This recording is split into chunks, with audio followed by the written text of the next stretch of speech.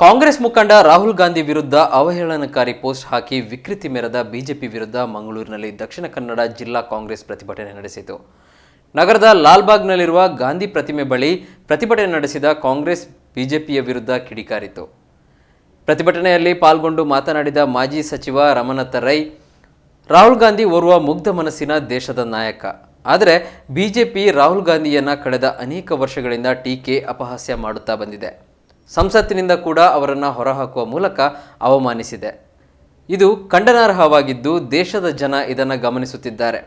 ರಾಹುಲ್ ಗಾಂಧಿಯನ್ನ ರಾವಣನ ತಲೆಗೆ ಹೋಲಿಸಿ ಅಪಹಾಸ್ಯ ಮಾಡಿದ್ದು ಈ ತಲೆ ಪ್ರಧಾನಿ ಮೋದಿಗೆ ಹೆಚ್ಚು ಸೂಕ್ತ ಎಂದು ಬಿಜೆಪಿ ವಿರುದ್ಧ ವಾಗ್ದಾಳಿ ನಡೆಸಿದರು. ಜಿಲ್ಲಾ ಕಾಂಗ್ರೆಸ್ ಅಧ್ಯಕ್ಷ ಹರೀಶ್ ಕುಮಾರ್, ಮಾಜಿ ಶಾಸಕ ಜೆಆರ್ ಲೋಬೋ, ಐವನ್ ಡಿಸೋಜಾ, ಪಾಲಿಕೆ ವಿಪಕ್ಷ ನಾಯಕ ಪ್ರವೀಣ್ ಆಳ್ವಾ, ಶಶಿಧರ್ ಹೆಗಡೆ, ಇಬ್ರಾಹಿಂ ಕೋಡಿಜ್ಜಲ್, ಮಹಿಳಾ ನಾಯಕಿಯಾದ ಶಾಲೆಟ್ ಪಿಂಟೋ ಮತ್ತಿತರ ನಾಯಕರು ಪಾಲ್ಗೊಂಡಿದ್ದರು. ರಾಹುಲ್ ಗಾಂಧಿ ಅವರಿಗೆ ಆದಂತಹ ಅಪಮಾನವನ್ನು ನಾವು ಪ್ರತಿಯೊಬ್ಬ ಕಾರ್ಯಕರ್ತರು ಅದನ್ನು ವಿರೋಧಿಸತಕ್ಕಂಥ ಕೆಲಸವನ್ನು ಮಾಡಬೇಕಾಗಿದೆ. ಬಹುಶಃ ಅವರೊಂದು ಮುಗ್ಧ ಮನಸ್ಸಿನ ಒಬ್ಬ ಯುವಕ. ಬಹುಶಃ ಅವ್ರು ಹೇಳ್ತಾರೆ, ಮೊಹಬ್ಬತ್ ಕ ದುಕಾನನ್ನು ನಾನು ಪ್ರಾರಂಭ ಮಾಡ್ತೇನೆ. ಬಹುಶಃ ಎಷ್ಟು ಅರ್ಥ ಇದೆ. ಪ್ರೀತಿಯ ಅಂಗಡಿಯನ್ನು ನಾನು ತೆರೀತೇನೆ, ದ್ವೇಷದ ಅಂಗಡಿ ನಮಗೆ ಬೇಕಾಗಿಲ್ಲ.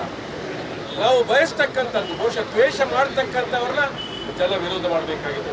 ಯಾರು ದ್ವೇಷವನ್ನು ಮಾಡ್ತಕ್ಕಂಥ ವ್ಯವಸ್ಥೆಯಲ್ಲಿ ಮಾಡ್ತಾರೆ ಅವರನ್ನು ಖಂಡಿಸ್ತಕ್ಕಂಥ ಕೆಲಸವನ್ನು ನಾವು ಮಾಡಬೇಕಾಗಿದೆ ಅಂತಕ್ಕಂಥ ಮಾತನ್ನು ಹೇಳಿ, ಇವತ್ತು ರಾಹುಲ್ ಗಾಂಧಿ ಅವರನ್ನ ರಾವಣನ ತಲೆಗೆ ಹೋಲಿಕೆ ಮಾಡಿರ್ತಕ್ಕಂಥದ್ದು ಬಹುಶಃ ಬಿಜೆಪಿಯ ಒಂದು ಬಣ್ಣವನ್ನು ನಾವು ಅರ್ಥ ಮಾಡಿಕೊಂಡದ್ದಾಗುತ್ತೆ.